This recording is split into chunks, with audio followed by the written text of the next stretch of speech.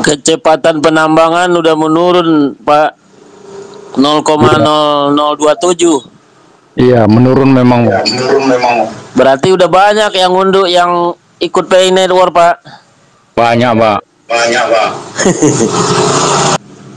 Gimana Pak Inja? Aduh, suara saya gemak. Jadi luar biasa ini Pay Network. Menurut saya begitu. Menurut yang nggak belum ini ya nggak akan begitu. Oke, jadi mungkin Pak Inja sering cek juga ya itu rate penambangan. Ya mungkin ya yang dibuka ya mungkin sekarang ini ya Twitter, Pay Network itu doang ini Mang Adon. Nonton YouTube sekali-sekali kan begitu. Iya. Jadi gini loh. Ya, aduh suara saya gema nih. Sebentar, saya keluar dulu lagi aja ya.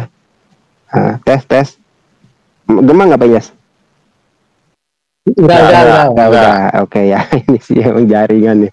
Oke, jadi gini ya, saya juga tambahkan lah ya dari Pak Injes tadi, daripada nggak ada yang mau naik gitu. Jadi ini mungkin juga pioner lama khususnya ya, atau duta GCP yang sudah sangat lama ikut di Pay Network.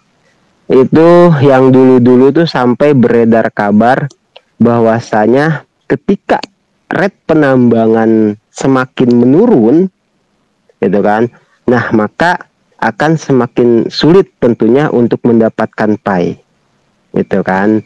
Nah itu sampai konspirasinya apa disebutnya, pokoknya asumsi dan macam-macamnya lah ya gitu.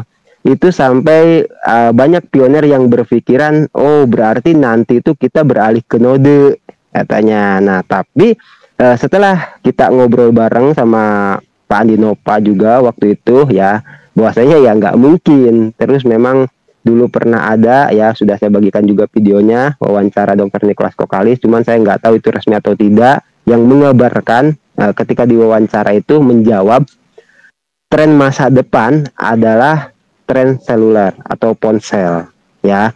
Jadi hubungannya dengan yang tadi Pak Injes katakan ada penurunan rate penambangan gitu kan. Kalau yang saya tangkap di sini artinya ya rate penambangan menurun gitu, dan akan semakin sulit untuk mendapatkan Pay bagi pionir baru khususnya ya gitu. Karena apa? Karena ya semakin banyak yang download, semakin banyak yang nambang, akan terus sulit. Tapi di sini ini apa cluenya ya kalau bahasa saya itu. Tapi itu bukan berarti bahwasanya suatu saat nanti Pay itu akan beralih ke node atau tidak bisa ditambang di HP. Itu kembali saya ulang lagi, karena apa? Karena memang PC-nya Picor Team jelas untuk menyentuh sampai ke akar rumput ya, atau orang-orang biasa seperti itu. Jadi kalau misalkan harus menggunakan node, ya nggak bisa orang-orang biasa itu. Yang kedua, ketika rate penambangan turun, nah ini ya ada Pak Adi Jambi juga yang waktu itu sempat saya kabarkan bahwasanya pasokan Pay saat ini yang beredar itu 12 miliar. Oke, nah ya kalau saya pertanyakan kenapa cuma 12 miliar yang beredar? Kan gitu. Apakah tidak bisa ditambah sementara pasokan kita tahu 100 miliar? Gitu. Saya yakin untuk saat ini memang Picor Team mengatur itu ya kelangkaan. Itu maksudnya ya kalau misalkan nanti kalau nggak tahu kapan ya. Pasokan beredarnya 7,9 Mang Adon. Oke. Itu gimana? Jadi yang PI supply-nya itu kan yang 12 miliar itu 100% Mang Adon. Jadi yang 100 miliar itu bukan 100%. Iya, maksudnya kan saya sempat update informasi. Aduh, suaranya gemak. Akhirnya saya sempat lihat ada yang apa ya, mungkin ngelihat di blockchain ya, itu atau di mana itu ada 12 miliar gitu ya. Mungkin nggak tahu ya, Pak Injes juga sama, tidak apa-apa sih, toh jaraknya antara 12 miliar ke 7 miliar ya. Kalau menurut saya nggak jauh-jauh banget gitu. Gimana Pak Injes, lanjutkan silakan. Enggak kan, yang lain itu kayak pemain kripto yang lain gitu, pasokan Pi itu kan 100 miliar, begitu banyak gitu, nggak mungkin harganya GCV lagi kan begitu Mang Adon. Gitu. Iya, sebenarnya 100%-nya itu ya 12 miliar itu Mang Adon. 100%-nya. Maksud dari 100%-nya itu gimana Pak Injes? Tolong saya jelaskan. 100%-nya itu 12 miliar. Jadi yang di PI Foundation 1 itu kan masih ada tuh lebih 52 miliar. Itu lebih dari 480, hampir 50% Mang Adon. 500%. Di situ ditulisnya di PI Scan IO itu. Pernah saya pernah lihat juga sih. Jadi maksudnya Pak Injas itu yang beredar saat ini kan ya berapa, 7 miliar tadi ya. Artinya kan 7,9, dikuncinya 5,1. Oke. Yang 5,1 itu yang di mana itu adanya? Yang dikunci Mang Adon, yang di staking, yang terkunci, yang bertahun-tahun gitu.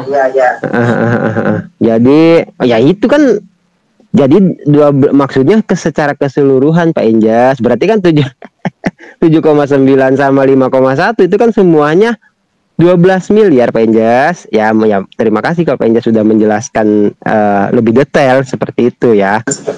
Iya benar, 12. Ya itu 100%-nya segitu. Iya. Oh ya, paham saya. Ya maklum lah, namanya kita sama-sama belajar ya. Jadi tadi ada asumsi begitu Pak Injas ya. Katanya nggak mungkin GCP kalau misalkan pasokannya saja 100 miliar gitu ya. Iya Mang Adon. Pemain kripto tradisional begitu katanya. Dan mungkin kan karena nggak tahu, dia kan nggak ngelihat tadi apa Pak Injas itu yang lebih mendetail lagi. Saya kan taunya 12 miliar, sementara kan Pak Injas yang lebih mendetail lagi, ada yang terkunci 5,1, yang beredar 7,9. Nah, kemungkinan beliau itu yang biasa trading tidak tahu Pak Injas gitu loh, bahwasanya apa yang keluar lah, artinya ya, yang keluar dari 100 miliar pasokan itu berarti berapa? 188 ya. 188 ya. Dibaginya itu maksudnya yang lain lah. Yang lain lah. Ya maksudnya yang sinyalnya nih. Yang tersisanya ya itu ya buat jangka panjang itu Mang Adon kali.